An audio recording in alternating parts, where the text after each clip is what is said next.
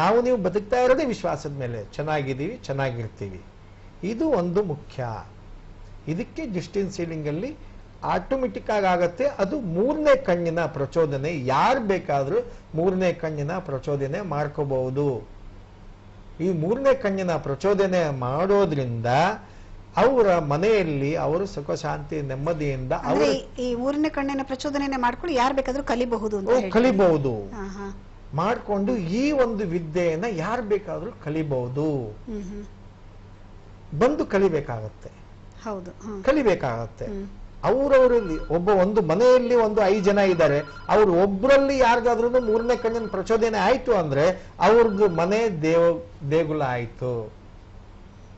ಮನೆಯೇ ದೇಗುಲ ಅಂತ ಏನ್ ಹೇಳಿದ್ವಿ, ಅದು ಮನೆಯೇ ದೇಗುಲ ಆಯ್ತು. ಇಲ್ದಿದ್ರೆ ಆ ಮನೆ ದೇಗುಲ ಅಲ್ಲ. ಯಾರ್ದು ಮೂರನೇ ಕಣ್ಣು ಪ್ರಚೋದನೆ ಆಗಿಲ್ವೋ ಅವ್ರ ಮನೆ ದೇಗುಲ ಅಲ್ಲ.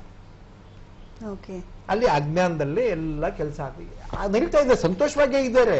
ಬಟ್ ಎಲ್ಲೋ ಒಂದ್ ಜಾಗದಲ್ಲಿ ಏನೇನೋ ತಪ್ಪುಗಳು ನಡೀತಾ ಇದೆ, ಕೆಲಸಗಳು ಆಗಲ್ಲ. ಎಲ್ಲೋ ಒಂದ್ ಜಾಗದಲ್ಲಿ ಅವ್ರದ್ದು ಸ್ಟಾರ್ಸ್, ನಕ್ಷತ್ರಗಳು, ಗ್ರಹಗತಿಗಳು ಚೆನ್ನಾಗಿದ್ರೆ ಅವ್ರ ಮನೆಯಲ್ಲಿ ಎಲ್ಲ ಸಂತೋಷಮಯವಾಗಿ ಎಲ್ಲ ಚೆನ್ನಾಗಿ ನಡೀತಾ ಇರುತ್ತೆ. ಇಲ್ದಿದ್ರೆ ಇದನ್ನ ತಗೋಬೇಕಾಗತ್ತೆ. ಈ ವಿದ್ಯೆಯನ್ನ ತಗೊಂಡ್ರೆ ಸಂತೋಷವಾಗಿ ನಮ್ಮನ್ನ ನಾವು ಸಂತೋಷವಾಗಿ ಇರಬಹುದು. ನಮ್ಮ ಕುಟುಂಬದಲ್ಲಿ ಯಾರದೇ ಸಮಸ್ಯೆ ಇದ್ರೇನು ನಾವು ಅವರ ರೋಗಗಳನ್ನ, ನಕಾರಾತ್ಮಕ ಶಕ್ತಿಗಳನ್ನ ನಾವು ನಿವಾರಣೆ ಮಾಡಬಹುದು. ಗುರು ಹಿರಿಯರ ಆಶೀರ್ವಾದ, ತಂದೆ ತಾಯಿಯ ಪುಣ್ಯದ ಫಲದಿಂದ, ದೇವಿ ದೇವತೆಗಳ ಆಶೀರ್ವಾದದಿಂದ ಇದೆಲ್ಲ ಆಗುವಂಥದ್ದು ಕಾರ್ಯ. ಸುಮ್ಮನೆ ನಾನ್ ಮಾಡ್ತೀನಿ ನಾನೇನು ಮಾಡಲ್ಲ, ಯಾರ ಸಹಾಯ ಇಲ್ಲದೆ ನಾನೆಲ್ಲ ಮಾಡ್ತೀನಿ ಅಂದ್ರೆ ಅದು ನಮ್ಮ ಕೈಯಿಂದ ಆಗಲ್ಲ. ಇದು ಮುಖ್ಯ. ನಾನೇನು ಮಾಡಲ್ಲ, ಪರಮಾತ್ಮ ಮಾಡ್ತಾನೆ ಅಂತ ಬಿಟ್ರೆ ಮಾತ್ರ ಅಲ್ಲೆಲ್ಲ ಆಗಿರುತ್ತೆ. ನಾನ್ ಮಾಡ್ತೀನಿ ಅಂತ ಹೇಳಿದ್ರೆ ಯಾವುದು ಆಗಲ್ಲ. ಇದು ಮುಖ್ಯ. ಇಲ್ಲಿ ತೋರಿಸ್ಕೋಬೇಕಾಗಿರೋದು, ಇಲ್ಲಿ ನಾವು ಇರ್ಬೇಕಾಗಿರೋದು. ಎಲ್ಲ ನಾನ್ ಮಾಡಿದೆ, ನಾನು ಇವತ್ತು ಅದು ಕಡ್ಡೆ, ಇದು ಕಡ್ಡೆ, ನಾನ್ ಮದುವೆ ಮಾಡಿದೆ, ನಾನೇನು ಮಾಡ್ಲಿಲ್ಲ. ಅವ್ರ ಯೋಗದಲ್ಲಿತ್ತು, ಅವ್ರು ಆಯ್ತು ಅಷ್ಟೇ. ಅವ್ರ ಯೋಗದಲ್ಲಿತ್ತು, ನಮ್ಮ ಹತ್ರ ಬಂದ್ರೆ ಅದು ನಿವಾರಣೆ ಆಗಿದೆ. ಅವ್ರ ಯೋಗದಲ್ಲಿತ್ತು, ವಾಸಿ ಆಯ್ತು. 1000 ಜನ ಬಂದ್ಬಿಟ್ರೆ ವಾಸಿ ಮಾಡಕ್ ಆಗಲ್ಲ. ಅದು ಹೆಂಗಾಗ್ಬಿರುತ್ತೆ? ಎಲ್ಲೋ ಒಬ್ಬರಿಗಿಬ್ಬರಿಗೆ ಆಗಿರತ್ತೆ. ಮತ್ತೆ ಅವರಲ್ಲೂ ತಪ್ಪುಗಳಿದೆ, ಅದನ್ನೇ ನಿವಾರಣೆ ಮಾಡ್ಕೋಬೇಕು. ಫಸ್ಟು ಎಲ್ಲಾರ್ದು ನಿವಾರಣೆ ಆಗೋದಿಕ್ಕೆ ಇದೊಂದೇ ಸೂತ್ರ. ಕ್ಷಮಾಯಾಚನೆಯನ್ನು ಕೇಳಬೇಕು, ಕ್ಷಮಾಪಣೆಯನ್ನು ಕೇಳಬೇಕು, ತಂದೆ ತಾಯಿಯಲ್ಲಿ ಕ್ಷಮಾಪಣೆಯನ್ನು ಕೇಳಬೇಕು, ಗುರು ಹಿರಿಯರಲ್ಲಿ ಕ್ಷಮಾಪಣೆ ಕೇಳಬೇಕು, ನಮ್ಮ ದೇವಿ ದೇವತೆಗಳಿಗೆ ಕ್ಷಮಾಪಣೆ ಕೇಳಬೇಕು, ಗ್ರಾಮ ದೇವಿ ದೇವತೆಗಳಿಗೆ ಕ್ಷಮಾಪಣೆ ಕೇಳಬೇಕು.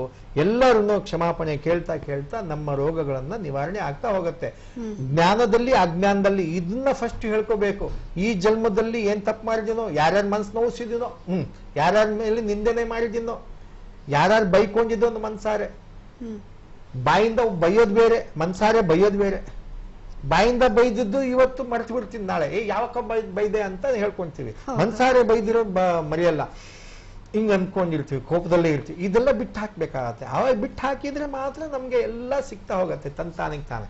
ಈ ಆತ್ಮಸಾಕ್ಷಿಯಾಗಿ ನಾವು ಕ್ಷಮಾಯಾಚನೆ, ಸತ್ಯವಾಗ್ಲೂ ಕ್ಷಮಾಪಣೆಯನ್ನ ಕೇಳೋದ್ರಿಂದ ನಮ್ದೆಲ್ಲ ನಿವಾರಣೆ ಆಗ್ತಾ ಹೋಗುತ್ತೆ. ಗುರುಜಿ, ಇವತ್ತು ಇಲ್ಲಿವರೆಗೆ ಬಂದು ಒಂದು ಹೇಗೆ ನಾವು ನಕಾರಾತ್ಮಕ ಶಕ್ತಿಯನ್ನ ನಾವು ದೂರ ಇಡಬೇಕು, ದೈವಿ ಶಕ್ತಿಯನ್ನ ಹೇಗೆ ನಮ್ಮ ಒಂದು ಆರೋಗ್ಯ ಸಮಸ್ಯೆಗಳನ್ನ ಕಡಿಮೆ ಮಾಡ್ಕೊಳ್ಳೋದಕ್ಕೆ ನಾವು ಅದನ್ನ ಉಪಯೋಗ ಮಾಡ್ಕೊಳ್ಬಹುದು, ಹಾಗೆ ಕ್ಷಮೆ ಯಾಚನೆಯನ್ನ ಹೇಗೆ ಮಾಡ್ಕೊಳ್ಬೇಕು ಅನ್ನೋದ್ರ ಬಗ್ಗೆ ಹಲವಷ್ಟು ವಿಚಾರಗಳನ್ನ ನಮಗೆ ತಿಳಿಸ್ಕೊಟ್ಟಿದ್ದೀರಿ. ಅದಕ್ಕಾಗಿ ನಮ್ಮ ವೀಕ್ಷಕರ ಪರವಾಗಿ ಹಾಗೂ ನಮ್ಮ ಕಲ್ಯಾಣ ವಾಹಿನಿ ಪರವಾಗಿ ನಿಮಗೆ ಧನ್ಯವಾದಗಳನ್ನು ಅರ್ಪಿಸ್ತಾ ಇದ್ದೇನೆ. ನಮಸ್ಕಾರ. ನಮಸ್ಕಾರ. ವೀಕ್ಷಕರೇ, ಇವತ್ತಿನ ಕಾರ್ಯಕ್ರಮದಲ್ಲಿ ನೋಡಿದಿರಿ, ಯಾವುದೇ ಒಂದು ಉಪಚಾರಗಳಿಲ್ಲದೆ, ಔಷಧೋಪಚಾರಗಳಿಲ್ಲದೆ, ವೈದ್ಯರನ್ನ ಭೇಟಿ ಮಾಡದೆ ಕೂಡ ನಾವು ಆರೋಗ್ಯವಾಗಿ ಇರಬಹುದು. ಹೇಗಿರ್ಬೋದು ಅನ್ನೋದನ್ನ ಗುರೂಜಿ ನಮಗೆ ಹೇಳ್ಕೊಟ್ಟಿದ್ದಾರೆ. ಮುಖ್ಯವಾಗಿ ನಾವು ಮನೆ ದೇವರಲ್ಲಿ ಯಾವುದಾದ್ರೂ ನಮ್ಮ ಹರಕೆಗಳಿದ್ರೆ ಅದನ್ನ ತೀರಿಸ್ಕೊಳ್ಬೇಕು. ಹಾಗೆ ಕ್ಷಮಾ ಯಾಚನೆಯನ್ನ ಮಾಡ್ಕೊಳ್ಬೇಕು, ತಂದೆ ತಾಯಿಯಲ್ಲಿ, ಗುರು ಹಿರಿಯರಲ್ಲಿ, ಹಾಗೆ ದೇವತೆಗಳಲ್ಲಿ ನಾವೇನ್ ತಪ್ಪು ಮಾಡಿದ್ದೇವೆ ನಮ್ಮನ್ನ ಕ್ಷಮಿಸಿ ಅಂತ ಹೇಳಿ ನಾವು ಕೇಳ್ಕೊಳ್ಬೇಕಾಗತ್ತೆ.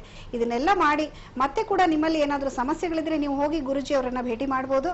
ನಿಮ್ಮ ಸಮಸ್ಯೆಗೆ ಸರಿಯಾದ ಒಂದು ಅವ್ರು ಹೇಳಿದ ಹಾಗೆ ಕೆಲವಷ್ಟು ಮೂರನೇ ಕಣ್ಣಿನ ಪ್ರಚೋದನೆಯ ಮೂಲಕ ನಿಮ್ಗೆ ನಿಮ್ಮ ಸಮಸ್ಯೆಗಳನ್ನ ಅವರು ಬಗೆಹರಿಸ್ತಾರೆ. ಹಾಗೆ ಈ ಮೂರನೇ ಕಣ್ಣಿನ ಪ್ರಚೋದನೆಯನ್ನ ನಾವು ಕೂಡ ಮಾಡ್ಕೊಳ್ಬಹುದು, ನಮ್ಗೆ ಕಲಿಸ್ಕೊಡ್ತಾರೆ ಅಂತ ಹೇಳಿದ್ರು.